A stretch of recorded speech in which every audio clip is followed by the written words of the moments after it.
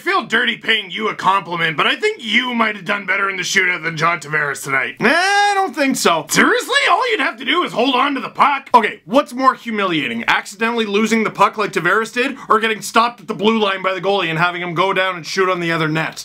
That's fair. Yeah, no one will ever think less of me than I do. Hi! Victory, puppy! I have no idea what I'm doing. John Tavares is the lead! This team is ruining my life!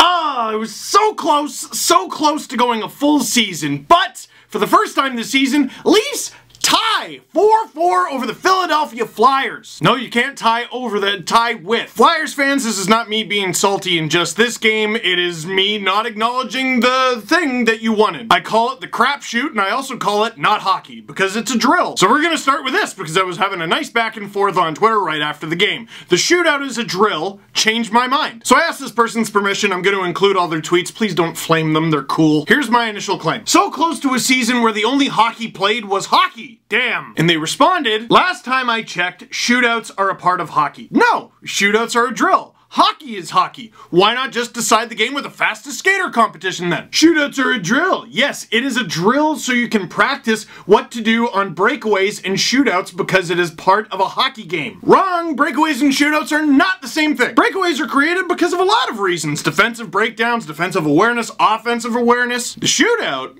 is a drill. I don't know, Steve. The alternative is a draw. Do you think that's preferable? No, I do not, and I understand why the NHL wants to have games, all games, decided. That's why they should have continuous OT. What percent of games would go beyond 10 minutes? It is probably 10 or less. But what about advertisers? You gotta get off the air at a certain time, and continuous overtime would take too long, even if it's just 10 minutes. Ah, you know what? That is a true problem and something that is actually in the way. It's an issue. After all, we're trying to keep the lights on. And we're always changing the rules of hockey because we're never actually happy with the sport that we allegedly like, so I tell you what, here's my proposition. Fastest skater competition to decide the extra point. Kills two birds with one stone. One, it would end faster. Everyone's happy, right? And number two, what is the most popular skills competition, by the way, skills competition at the NHL All-Star Game every single year? Thank you, fastest skater. Always. Except for when it's the hardest shot, because sometimes it's hardest shot. It's taken a bit of a backseat recently. But the problem there, though, is obvious. Takes too long. That's why I say just have a fastest skater contest to decide who wins and loses an actual National Hockey League game, because if you're gonna decide it by a drill, you might as well do it by everyone's favorite. The shootout is not hockey! Thank you for coming to my TED Talk. Now that being said, John Tavares had a pretty bad drill. Oof, Maroon. He had the right attitude after the game. It is what it is, it happens. I'm less disappointed that he duffed it in the shootout, because of course he did, and then Couturier scored, because of course. I'm less upset that they lost the way that they did than I am upset about they had one at all. The Leafs were so close to becoming the first team since the shootout became a thing in the NHL to not have one in a season. Ah! I would rather... No. I was about to say I would have rathered that overtime goal for the Flyers counted, but, no. I know people joke about, well, you can't just grit the puck into the net. Well, you can try, and they did. Let's talk about the game. 5 minutes in, the fourth line, which contains Tyler Ennis, by the way, doing work. Tyler Ennis behind the net, whoop! And Connor Brown almost looked surprised, like, oh my god, he gave me the Brian Boyle pass! Like Cappy! And I'm wearing 28! Like Cappy! I should probably score. Connor Brown with his 7th of the season, Leafs are up 1-0. It's funny, all game long they talked about like, oh, Connor Brown snapping this goalless streak. Well, he hasn't gone that long without scoring a goal. He scored against Tampa just a couple weeks ago. It should have been goals that matter, because that goal put the Leafs from 6-1 down to Tampa to 6-2 with less than 5 seconds left in the third. This gave him the first goal of the game, which is better. A few minutes later, Tyler Ennis again spins and fires, it goes wide, and then Nazem Kadri goes to work. First, he keeps the puck in at the blue line, keeps the cycle alive. Tyler Ennis doing work behind the net, getting taken out. The Flyers get possession of the puck, but Kadri flies in, creates the turnover. Connor Brown gets the puck and goes, hey, why don't I just give it right back to Naz? Man! His 16th of the season, that's a huge relief for him, and the Leafs are up 2-0 after the first. They finally started on time. So naturally, the discussion at intermission was that Mitch Marner got hit and nobody fought anyone. Okay, here's how I saw that during the game. Okay, he's got the... Oh, okay, he's fine. Radko Gudas hits Mitch Marner. It's perfectly clean, and Marner sort of like glances off him. Marner saw him at the last minute to sort of reduce the damage. He bounced right back up and got in the play. That's fine. He's fine. Everything's fine. Now you can talk about sending a message, whatever, and in an era long ago, I'm sure they would have. But you know what I was watching on Tim and Sid yesterday? Highlights of Ron Hainsey getting yelled at by Jace Howerlook in the box, and Hainsey ignoring him. What do you think they were both in the box for? Because Howerlook hit Tavares with a dirty elbow, and someone stepped up. Tavares wasn't really hurting the play, but you could tell he didn't enjoy it, and Hainsey, step it in. It was dirty. You can't do that. In the discussion of toughness, some say the Leafs are not tough because they didn't fight Radko Gudas. I say, check out little Mitch Marner taking a hit from Radko Gudas like a champ and bouncing up like nothing happened. But no, grit automatically makes you better. If you believe that, here's my proposal for you. Send me $5. Send everyone $5. Oh, you'd be better off with that $5. Life would certainly be easier with that $5. But you should just give me or anyone $5 to prove you're not soft. You're up for the challenge. You don't need no $5. And after watching this video, you go to bed on the floor. You don't need no beds or soft. And the next time you make a sandwich for yourself, don't use bread. Just use like leftover slabs from your front walkway because you're not soft. Just slather on peanut butter on that front walkway tile, but not smooth and creamy peanut butter. You gotta get crunchy because you're not soft. And then you're gonna break your teeth, but it's okay. You're not even gonna complain about it because you're not soft. And you're not gonna go to the dentist because you're not soft. And you can't afford it because you just gave everyone $5 just to prove that you're not soft. Listen, fighting is still a part of hockey, and I absolutely believe that while it is, there is a time and a place to stick up for your teammates. This wasn't it. And so I tweet this, right? The Leafs are up 2-0. In the second period, the Flyers, boom, boom, boom. They score 3 goals, they go up 3-2, and then I actually get people tweeting me, now what? As if the Leafs not responding to a hit in the first period had anything to do with the goals. You're right, Radko Gudas was absolutely involved with those goals. He scored one of them! Yeah, Radko Gudas made Martin Marincin into not an NHL defenseman on the Konechny goal. Yeah, Radko Gudas got Ron Hainsey to screen Freddie on the second goal. Well, actually he did, with the stick and butt! And the Radko Gudas hit made the Leafs stick check lazily on the Couturier goal. Awful. And you can talk about whether or not they should have like laid the hit and gotten physical a little bit more on the Couturier goal, but for crying out loud, I don't think that had anything to do with grit. It had everything to do with giving a general damn. I don't know what it is about this team over the past month, but they seem incapable of caring for 60 to 65 consecutive minutes. Giving up 18 shots in the second period alone and getting Freddie in there, you know, he's got to get his confidence back. Yeah, how'd that go? The Grand Canyon is not as worn down as Frederik Andersen. Rest the guy! And confusingly, mystifyingly, the Flyers managed to score 3 goals in a period in which Radko Gudas did not hit Mitch Marner. I don't know if I can explain that one. And we head to the third with the Flyers up 3-2. Third period, we see Super Saiyan Matthews. Matthews is funny. I don't know if I've ever seen a player quite like him. There's something about his game where he can almost seem aloof or lackadaisical at times.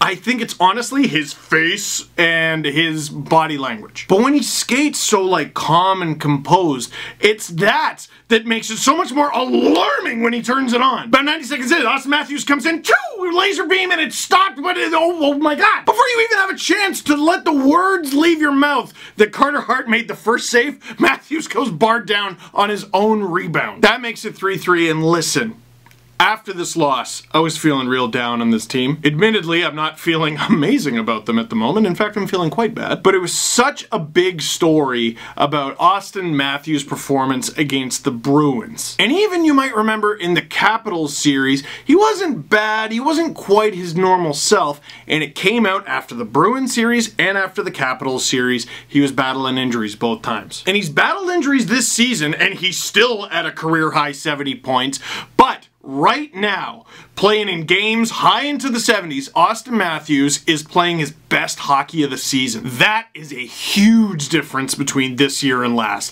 and it's encouraging. What is not encouraging is this complete and utter breakdown leading to the Flyers' 4th goal. It is a nothing play. Nothing. Sam Morin dumps it. That's it. Morgan Rielly's back there and he's got time. The Johnsson-Matthews Nylander line is on the ice and no one sees what's going on. I don't know if a couple of them went for a line change. All I know is Matthews made a beeline. And again, Hainsey does not read this. Rielly gets 2-on-1. Hainsey's calling for the puck behind the net. And even if Rielly duffs it, Hainsey probably has enough time to at least catch one of the two guys in the corner if they came out of it with the puck. What he doesn't realize, I guess, is Hartman is there and they're outnumbered. Pass in front to a wide open Hartman, snore. 4-3 Flyers, and this team. You know, we talk about defense and grit and all this. The Leafs don't even have down the essentials. Line changes. When they said defense wins you championships, they said the wrong D.